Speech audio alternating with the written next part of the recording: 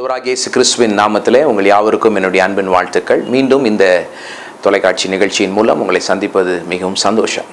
இந்த நாளிலே நான் உங்களோடு கூட யோவான் எழுதின நற்செய்தியின் புத்தகம் 9ஆம் அதிகாரம் 1-11 வசனங்களில் ஒரு நிகழ்ச்சியை குறித்து உங்களோடு கூட பேசும்படியாக நான் ஆசைப்படுகிறேன். ஒரு நாள் ஆண்டவராகிய இயேசு கிறிஸ்து தன்னுடைய சீஷர்களோடு கூட ஒரு திருவழியாக நடந்து போய் கொண்டிருக்கிறார்.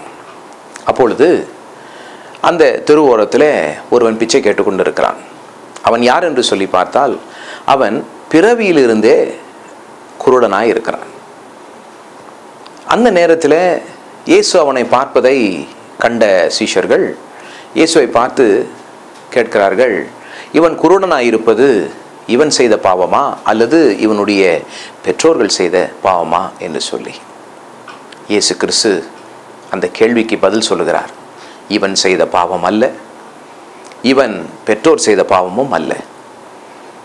இவனுடைய வாழ்க்கையில தேவனுடைய கிரியைகள் வெளிப்படும்படியாக இவன் குருடனாய் பிறந்திருக்கிறான் என்று சொல்லி அவர் சொன்னார்.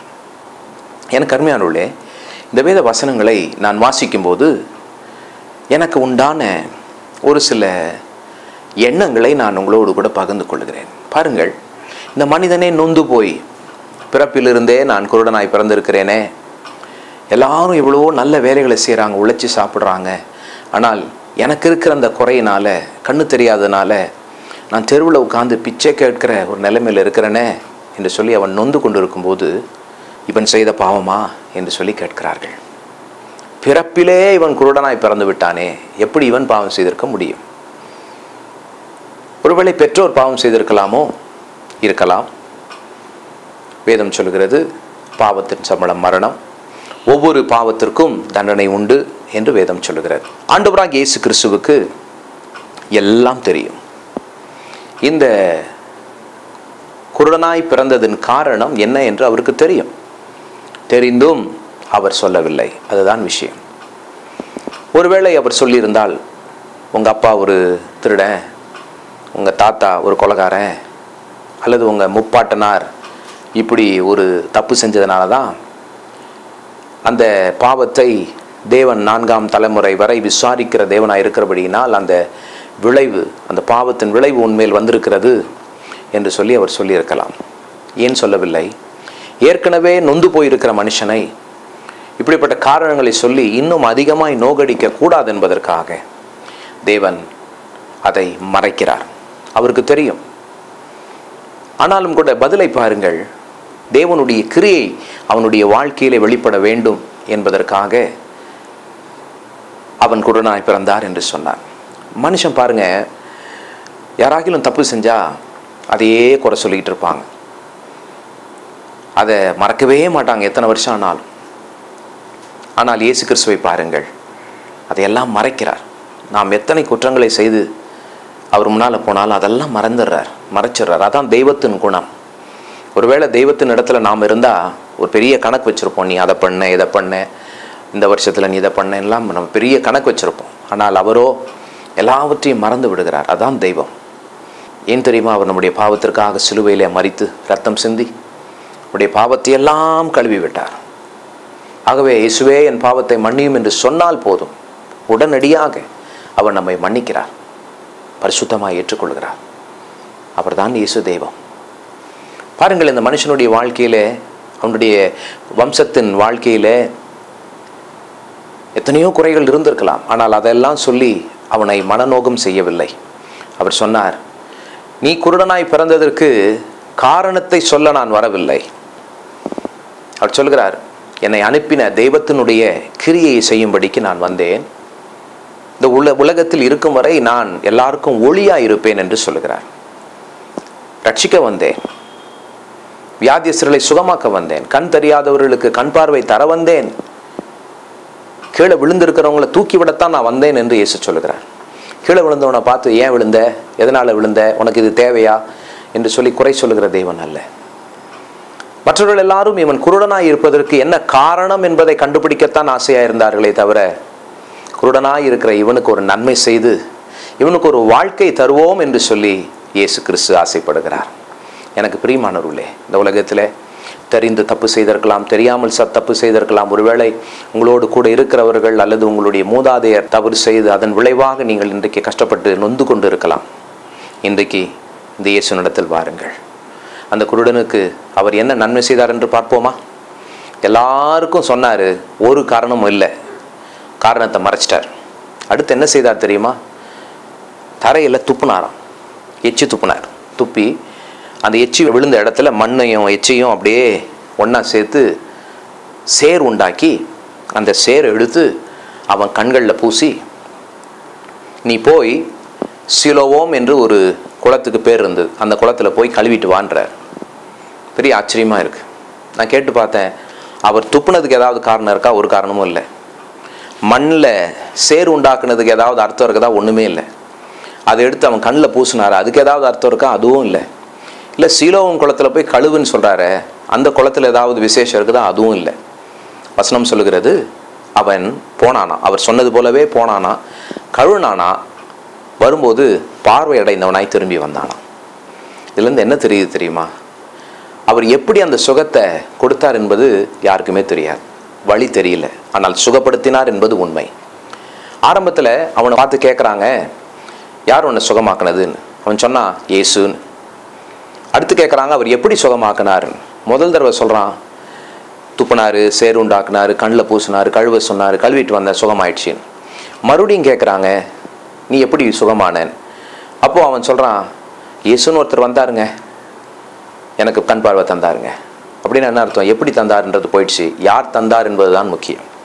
இன்றைக்கு நாம் ஒரு பிரச்சனைக்கு என்ன காரணம்னு நாம் கேள்வி கேட்டுக்கிட்டு இருக்கோம். இல்லை, அந்த பிரச்சனை எப்படி தீரும்னு வழியை தேடிக்கிட்டு இருக்கோம். நீ காரணத்தையும் தேட வேண்டாம், வழியையும் தேட வேண்டாம், இயேசுவை தேடுவோம். எந்த காரணமாக இருந்தாலும் அவர் அதை பற்றி கவலைப்பட மாட்டார். எந்த வழியிலாவது உனக்கு சுகத்தை செய்வார்.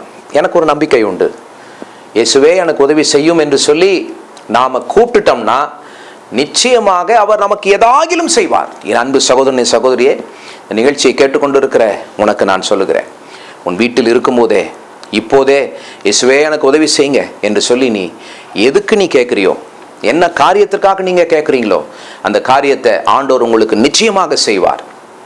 எப்போது செய்வார், எப்படி செய்வார் என்று உங்களுக்கு சொல்ல முடியாமல் இருக்கும், ஆனால் செய்வார் என்பது நிச்சயம். செய்வார் என்பது நிச்சயம். பாருங்க, துப்பி மண் எடுத்து கண்ணில் பூசி போய் கழுவிட்டு வான்றார்.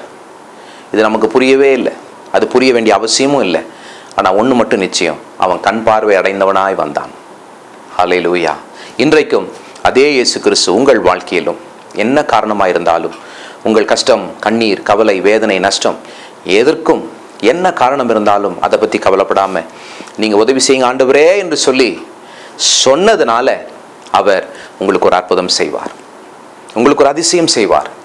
இருக்கிற காரியங்களை நீங்கள் கேட்டால் அதை உங்களுக்கு எடுத்து தருவார். ஒருவேளை இல்லாத காரியத்தை நீங்கள் கேட்டாலும் அதை உங்களுக்காக அவர் செய்து தருவார். பல நேரத்தில் நான் யோசிச்சிருக்கேன், ஒருவேளை இவன் பிறவி குருடனா இருந்ததுனால அவனுக்கு கண் உருண்டைகள், அந்த கருவழியே இல்லாமல் இருந்திருக்குமோ என்று சொல்லி கூட நான் யோசித்தேன். அது அவருக்கு ஒரு பெரிய காரியம் இல்லை. அது இருந்து அவன் கண்ணு தெரியாமல் போயிருந்தாலோ அல்லது இல்லாமலே அவனுக்கு கண்ணு தெரியாமல் போயிருந்தாலோ அதெல்லாம் அவருக்கு பிரச்சனையே இல்லை. கண்களை உண்டாக்க அவர் வல்லவராயிருக்கிறார். முதல் மனிதனுக்கு கண்களை உண்டாக்கின தேவன் மீண்டும் ஒரு முறை கண்களை உண்டாக்குவது பெரிய கஷ்டமா? நிச்சயமாக செய்வார். இன்றைக்கு நீ இருக்கிற இடத்துல இயேசுவே எனக்கு உதவி செய்யுங்கன்னு சொல்லுங்கள். உங்கள் படிப்பு, உங்கள் வேலைகள், உங்கள் தொழில், உங்கள் வியாபாரம், நீங்கள் கையிட்டு செய்கிற எல்லா வேலைகள், உங்கள் வீட்டு காரியங்கள், உங்கள் ஊழிய காரியங்கள் எதுவானாலும், ஒருவேளை நஷ்டத்தில் போயிருக்கலாம், கஷ்டத்தில் போயிருக்கலாம், இனி ஒரு முற்றுப்புள்ளி வந்துடுச்சு, எனக்கு நான் என்ன செய்வேன்னு சொல்லி நீங்கள் தவிச்சு கொண்டு இருக்கலாம். இயேசுவேன்னு சொல்லி கூப்பிடுங்க. அந்த முற்றுப்புள்ளியை, அந்த ஃபுல் ஸ்டாப்பை ஒரு கமாவாக, ஒரு தொடர்குறியாக அவர் மாற்றுவார். இந்த மனுஷன் எல்லா இடத்துலையும் போய் இயேசு என்கிற மனுஷன் என்னை சுகமாக்கினார், இயேசு என்கிற தீர்க்கதரிசி என்னை சுகமாக்கினார், இயேசு என்கிற தேவகுமாரன் என்னை சுகமாக்கினார், நான் அவருக்கு சீஷனாக இருக்கிறேன், நீங்களும் சீஷனாக போறீங்க என்று சொல்லி பல இடத்துல சொன்னது போல நீங்களும் இயேசு செய்த நன்மைகளை எல்லாருக்கும் சொல்லக்கூடிய அளவுக்கு தேவன் உங்களை ஆசீர்வதிப்பார். இன்றைக்கு நானும் உங்களுக்கு முன்பாக நிற்கிறேன் என்று சொன்னால் இந்த இயேசு கிறிஸ்துவினால் நன்மை பெற்றவனாகத்தான் உங்களுக்கு இதை நான் சொல்லிக் கொண்டிருக்கிறேன். நன்றி. இப்போது நான் உங்களுக்காக ஜெபிக்க போகிறேன். ஜெபிக்கும்போது நீங்களும் என்னோடு கூட சேர்ந்து ஜெபியுங்கள். நீங்கள் இருக்கிற இடத்துல தேவனுடைய சமூகம் இறங்கி வந்து உங்களை ஆசீர்வதிக்கும். நீங்க நல்லா இருப்பீங்க, உங்கள் பிள்ளைகள், உங்கள் குடும்பங்கள் நல்லா இருக்கும். இன்றைக்கு நீங்கள் ஜெபிக்கிறதினால், இன்றைக்கு இந்த இயேசுவை நோக்கி பார்க்கிறபடியினாலே உங்களுக்கு பின் வரக்கூடிய 1000 தலைமுறை ஆசீர்வாதமாக இருக்கும். ஜெபிப்போமா? எங்களை நேசிக்கிற எங்கள் அன்பின் பரலோக பிதாவே, குற்றத்தின் காரணங்களையும் குறைகளின் காரணத்தையும் மறைத்து அதை பற்றி கவலையே படாமல் உதவி காப்பாற்றும் என்று சொன்னபோது மனம் இறங்கி ஏதாகிலும் ஒரு வழியிலே அற்புதங்களை செய்து உம்முடைய ஜனங்களை ஆசீர்வதிக்கிற நல்ல தெய்வமே, இந்த வேளையில நானும் என்னோடு கூட ஜெபிக்கிற என் அன்பு சகோதர சகோதரிகள் ஒவ்வொருவரையும் ஆசீர்வதிப்பீராக. அவருடைய படிப்பு காரியங்களிலே ஆசீர்வதியும். தொழில் வியாபாரங்கள் ஆசீர்வதிக்கப்படட்டும். வீட்டு காரியங்கள், ஊழியங்கள், கைட்டு செய்கிற எல்லா வேலைகளையும் தெய்வம் நீர் ஆசீர்வதியும். கண்ணீரோடு, கவலையோடு, வேதனைகளோடு, ஐயோ இப்படிப்பட்ட ஒரு நிலைமைக்கு நான் வந்து விட்டேனே, யார் என்னை காப்பாற்றுவது என்று சொல்லி நொந்து கொண்டிருக்கிற ஒவ்வொருவரையும் தெய்வம் நீர் காப்பாற்றுவீராக, அனுகிரகம் செய்வீராக. இவர்களுக்கு விரோதமாய் இருக்கிற பொறாமையின் மண் கண்களை எல்லாம் எடுத்து போடுங்க. இவர்களுக்கு விரோதமாய் செய்யப்பட்டிருக்கிற எல்லா மந்திரங்கள், பில்லி சூனியங்கள், தந்திரங்கள், பொய்யின் ஆவிகள், பொறாமை எரிச்சலின் ஆவிகள், மனுஷனுடைய சூதுவாதுகள், தீய திட்டங்கள் எல்லாவற்றையும் இயேசுவின் நாமத்திலே நாங்கள் முறித்து போடுகிறோம். கர்த்தருடைய ஊழியக்காரனாகிய நான் இந்த நிகழ்ச்சியை பார்த்து கொண்டிருக்கிற ஒவ்வொருவரையும் பிதா, குமாரன், பரிசுத்தாவின் பேராலே ஆசீர்வதிக்கிறேன்.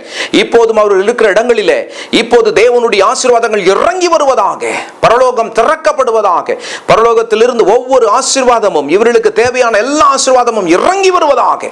ஞானம், அறிவு, சுகம், பலன், ரட்சிப்பு, கிருபைகள் எல்லாம் இறங்கி வருவதாக. இவர்களை சுற்றிலுமாக தேவன் ஒரு வேலி அடைத்து பாதுகாத்துக் கொள்ளும்படி நான் ஜெபிக்கிறேன்.